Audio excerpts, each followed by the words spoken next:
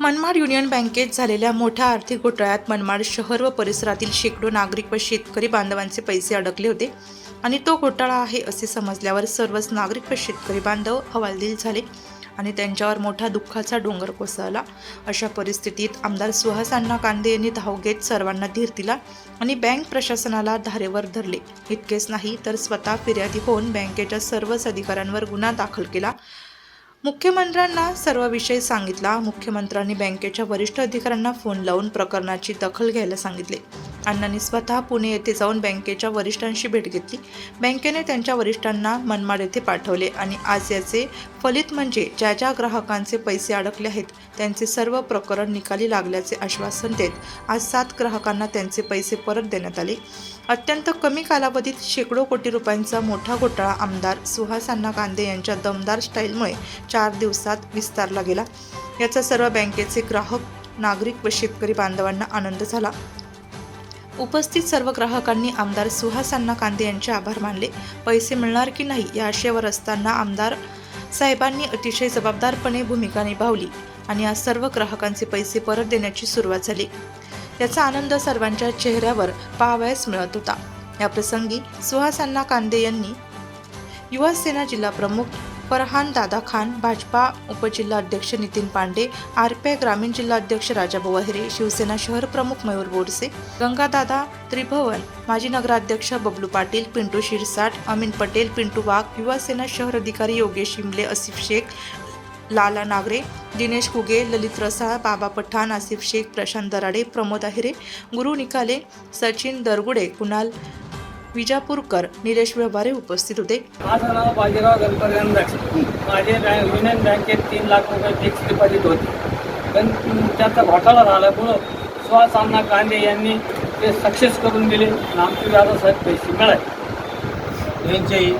यांनी आम्हाला सगळ्यांना त्यांनी बोलूनच दाखवलं, सगळ्यांना पैसे सगळ्यांची भेटतील।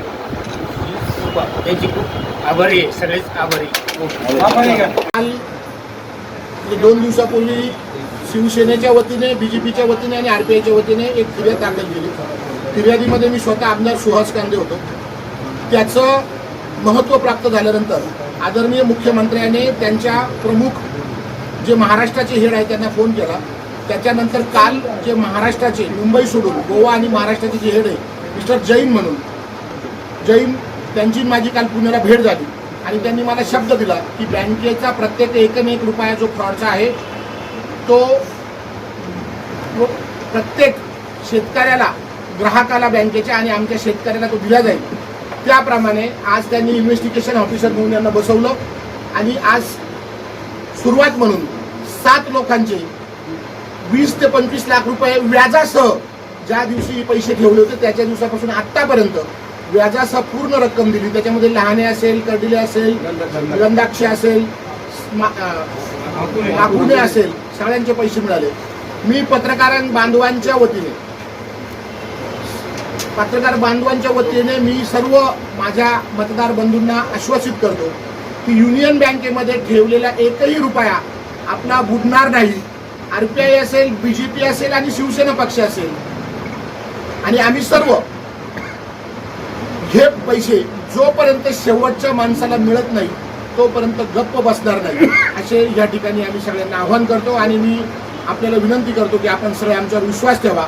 आपल्या विश्वासाला आम्ही त्याला जाऊन देणार नाही आणि त्यातली त्यात कुठल्याही खोट्या भूलथापाला बळी न पडता जी काय आपल्याला माहिती लागत असेल की आमच्या कार्यालयात या, बीजेपीचे, आरपीआयचे आणि शिवसेनेचे लोक आपल्याला तिथे भेटतील आणि आपल्याला मदत करतील, असे या ठिकाणी मी आपल्याला सगळ्यांना आश्वासित करतो। आणि पुन्हा एकदा शिवसेनेच्या वतीने, आरपीआयच्या वतीने आणि बीजेपीच्या वतीने आणि मित्रपक्षांच्या वतीने सांगतो की जोपर्यंत शेवटच्या माणसाला रुपया मिळत नाही तोपर्यंत आम्ही स्वस्त बसणार नाही आणि 1 रुपये काढून देऊ, असे या ठिकाणी आश्वासित करतो। जय महाराष्ट्र।